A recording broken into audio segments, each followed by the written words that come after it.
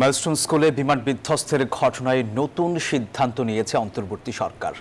আহত ও নিহত পরিবারকে সব ধরনের সহায়তা করার পাশাপাশি শুক্রবার সকল ধর্মীয় প্রতিষ্ঠানে তাদের স্মরণে দোয়া মোনাজাত করার নির্দেশ দেওয়া হয়েছে। আর সেই সঙ্গে সাহসিকতার জন্য শিক্ষিকা মাহরিন চৌধুরী এবং মাসুকা বেগমকে উপযুক্ত রাষ্ট্রীয় সম্মাননা দেয়া হবে বলে জানিয়েছেন আইন উপদেষ্টা আসিফ নজরুল। দুপুরে ফরেন সার্ভিস একাডেমিতে প্রেস ব্রিফিংয়ে এসব সিদ্ধান্তের কথা জানানো হয়।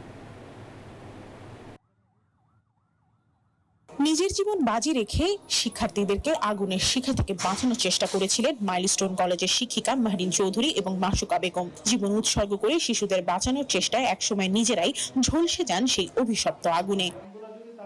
এক্সট্রিম মশার কয়েল প্ল্যান্ট ফাইবার দিয়ে তৈরি, ডেঙ্গু, চিকুনগুনিয়া বাহি সহ যে কোনো মশার বিরুদ্ধে দেয় এক্সট্রিম সুরক্ষা।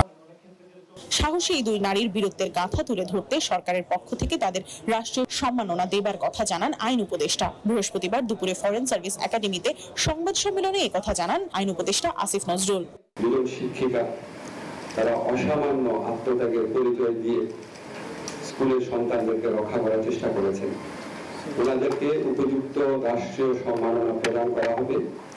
এক্স্যাক্টলি কি করা হবে সেটা আমরা খুব দ্রুত সিদ্ধান্ত নিব। তিনি আরো বলেন, শুক্রবার সকল ধর্মীয় প্রতিষ্ঠানে তাদের স্মরণে দোয়া করা হবে। আহত ও নিহতদের পরিবারকে সরকারের পক্ষ থেকে সব ধরনের সহায়তা করা হবে বলেও জানান তিনি। নিহত যে পরিবার আছে আর আহত যারা আছে তাদেরকে সব ধরনের সরকারি সহায়তা দেওয়া হবে।